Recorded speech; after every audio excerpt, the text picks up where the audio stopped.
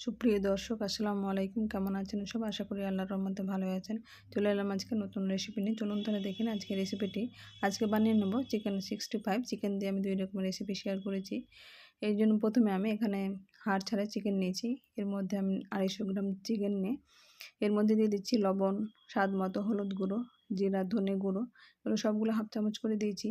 আর spicy মশলা যেটা গরম মশলা আছে সেটা এখানে ব্যবহার করেছি। গোলমরিচ গুঁড়ো অল্প পরিমাণে, লঙ্কা বাটা, এটা ঝাল যেমন খাবেন সেই হিসেবে দেবেন। আমি হাফ চামচ মতো দিয়েছি। আর আদা বাটা, রসুন বাটা সবগুলো হাফ চামচ করে, আর কাশ্মীরি লঙ্কার গুঁড়ো হাফ চামচ, এটা জাস্ট কালার হওয়ার জন্য। এখানে চাইলে আপনার কাঁচা লঙ্কার পরিবর্তে শুকনো লঙ্কার গুঁড়ো ব্যবহার করতে পারেন। আর দিচ্ছি 2 চামচ কর্নফ্লাওয়ার, টক দই 2 চামচ।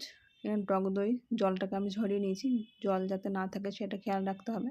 এখানে চিকেনটা কিন্তু একবার শুকনো শুকনো থাকবে। আর দিয়ে দিচ্ছি গরম মশলা গুঁড়ো, এটাকে আমি নর্মাল ফ্রিজে 24 ঘন্টার জন্য রেখে দেবো। মানে একদিন এক রাত এটা ভিজিয়ে রাখলে খুব সুন্দর, খুব তাড়াতাড়ি সেদ্ধ হয় এবং খুব ভালো এটা পকোড়াটা টেস্ট করে। এরকমভাবে মশলাটা ভালোভাবে মাখিয়ে নিয়েছি। এখন আমি ফ্রিজ থেকে 1 ঘন্টা আগে এটাকে বের করে রেখে দিয়েছি। এবার আধ ঘন্টা আগে মিনিমাম বের করে রাখতে হবে। তারপরে এটাকে আমি ভালোভাবে আরও ম্যারিনেট করে নিচ্ছি।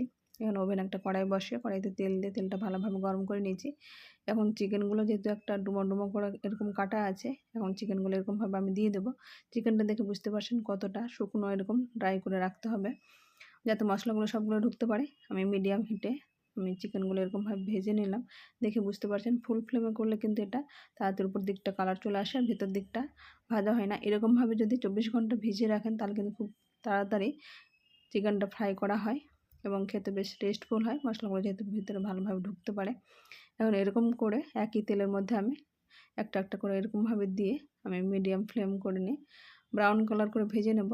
এরকমভাবে খুব সহজে আপনারা চায়ের টাইমে আগে থেকে যদি মাখিয়ে রেখে এরকমভাবে চায়ের টাইমে খান, এটা কিন্তু স্ন্যাক্সের জন্য ভীষণই এটা মজার রেসিপি। এরপরে চলে আসছি আমি চিকেন রোল বা স্ন্যাক্স, এটা একটা রেসিপি। এরকমভাবে চা তৈরি করতে করতে কিন্তু খুব তাড়াতাড়ি তৈরি হয়ে যাবে।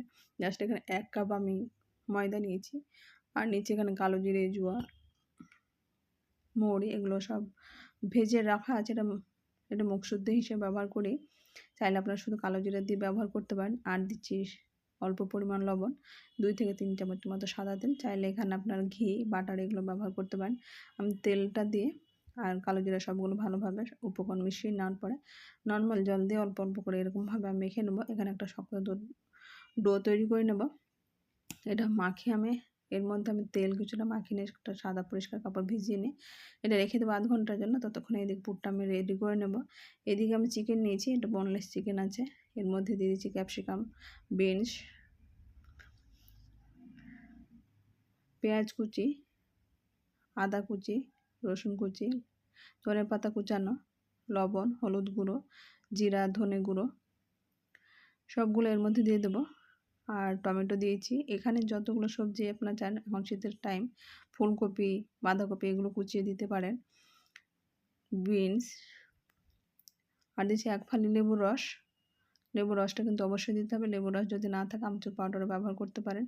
আর এখানে 2টো আলু, এটা ভেঙে নিয়ে আমি ভালোভাবে সবগুলো উপকরণ মিশিয়ে নিলাম। এইদিকে এটা রেডি করতে করতে আধ ঘন্টা হয়ে গেছে। ততক্ষণ আমি কাপড়টা উঠিয়ে নিই। এখন ডোটাকে আমি ভালোভাবে আরও মধ্যে মধ্যে মেখে নেব। এটা যত বেশি মাখবে তত বেশি রুটিটা বেলতে সুবিধা হয় এবং পারফেক্ট রুটি তৈরি হবে। এরকমভাবে আমি রুটির মতো করে পাতলা করে বেলে নিলাম। এখন যে চিকেন আমি পুরটা তৈরি করে রেখেছিলাম সেই পুরটা এর মধ্যে, এখানে চিকেন ছাড়াও কিন্তু আলু দিয়ে এটা তৈরি করতে পারেন। এটাও কিন্তু চায়ের জন্য স্ন্যাক্সে ভীষণ মজাদার। এখন সবগুলো আমি রুটির মধ্যে এরকমভাবে সাইডটা জাস্ট একটু গ্যাপ রেখে এটাকে আলুগুলোকে আমি চিকেনগুলোকে দিয়ে দিলাম। এখন এরকমভাবে আমি রোল করে নেব। এটা এরকমভাবে রোল করতে করতে কিন্তু খুব সুন্দরভাবে সবগুলো সেট হয়ে যায়, যাতে এটা সাইডটা ছুটে যেতে না পারে। তাই আমি ভালোভাবে এটাকে রোল করে নিলাম। এরকম সাইজ করে কেটে নিলাম। এখানে আপনারা নিজেদের পছন্দ মতো করে আলু ছোটো কিংবা বড় নিজেদের পছন্দ মতো কেটে নেবেন। আমি এরকম সাইজ করে কেটে নিয়েছি। আর এইদিকে আমি কর্নফ্লাওয়ার 2 চামচ কর্নফ্লাওয়ার নিয়েছি, 2 চামচ অল্প পরিমাণ জল দিয়ে এরকমভাবে আমি একটা লিকুইড ব্যাটার তৈরি করে নিয়েছি। এখন 2 সাইডটা যাতে খুলে না যায়, পুরগুলো যাতে বের না হয়, তাই আমি 2 সাইডটাকে এরকমভাবে এর মধ্যে কভার করে নিলাম। 2 সাইডটা করে কড়াইতে তেল গরম করে নিয়েছি। এদিকে তেল গরম হয়ে গেছে, সবগুলোই আমি রোল এরকমভাবে দিয়ে দিলাম। স্ন্যাক্সগুলো এর মধ্যে দিয়ে ব্রাউন কালার করে মিডিয়াম ফ্লেম করে ভেজে নেব। দেখে বুঝতে পারছেন ব্রাউন কালার করে ভাজা হয়ে গেছে, এরকমভাবে উঠিয়ে নিলাম। খুব সহজে তৈরি হয়ে গেছে 5 মিনিটে স্ন্যাক্স রেসিপি। আমার রেসিপিটি কেমন হয়েছে আপনারা অবশ্যই কমেন্ট বক্সে কমেন্ট করবেন। আমার চ্যানেল নতুন বন্ধু হয়ে থাকেন সাবস্ক্রাইব করে পাশে থাকার অনুরোধ রইল। আজ তাহলে এই পর্যন্ত, ফিরে আসছে নতুন কোনো রেসিপি। ততক্ষণ ভালো থাকবেন, সুস্থ থাকবেন। আসসালামু আলাইকুম। আল্লাহ।